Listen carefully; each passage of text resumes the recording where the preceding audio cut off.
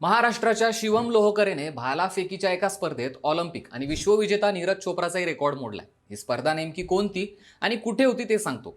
बेंगळुरू इथे नुकतीच 74वी inter services athletics championship 2025 ही स्पर्धा पार पडली। त्यात शिवमने 84.31 मीटर भाला फेकला। या फेकीमुळे 2018 पासून ऑलिम्पिक आणि विश्वविजेता नीरज चोप्रा याने ठेवलेल्या 83.80 मीटरचा विक्रम त्याने मागे टाकलाय। त्यामुळे आता त्याने ऑलिम्पिकसाठी पात्रता मिळवली आहे, पण या स्पर्धेच्या प्रमाणित नसलेल्या दर्जामुळे त्याची अधिकृत जागतिक ॲथलेटिक्स मान्यता नाकारली जाते। तरीही शिवमच्या या ऐतिहासिक कामगिरीबद्दल नीरजसह स्पोर्ट जगतातील अनेकांनी त्याचं कौतुक केलंय। खेळासाठी पायाभूत सुविधा नसलेल्या महाराष्ट्रातल्या अहमदनगर जिल्ह्यातील सोनई सारख्या गावातून शिवम येतो। तो शेतकरी कुटुंबात वाढलाय।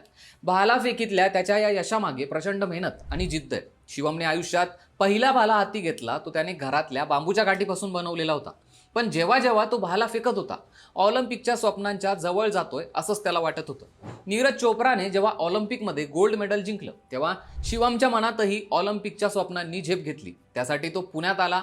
प्रचंड खर्च असूनही आई वडिलांच्या पाठिंब्यामुळे तो मेहनत करत राहिला। त्याला आर्मी स्पोर्ट्स इन्स्टिट्यूटमध्ये संधी मिळाली आणि ज्युनियर राष्ट्रीय स्पर्धेत रौप्य पदक, पुढच्या वर्षी सुवर्ण पदक, त्यानंतर आशियाई ज्युनियर स्पर्धेतलं पदक, असं करत करत शेवटी एका स्पर्धेत 80.95 मीटर भालाफेक करत नीरज चोप्रानंतर हे अंतर पार करणारा तो दुसरा भारतीय ठरला। आणि आता बेंगळुरू इथल्या स्पर्धेत त्याने आपली चिकाटी दाखवून देत नीरज चोप्राचाही विक्रम मोडलाय। एका तरुण भालाफेकपटूचा हा सर्वोत्तम वैयक्तिक विक्रम ठरलाय। शिवमच्या जिद्दीची ही गोष्ट तुम्हाला कशी वाटली, कमेंट करून नक्की सांगा।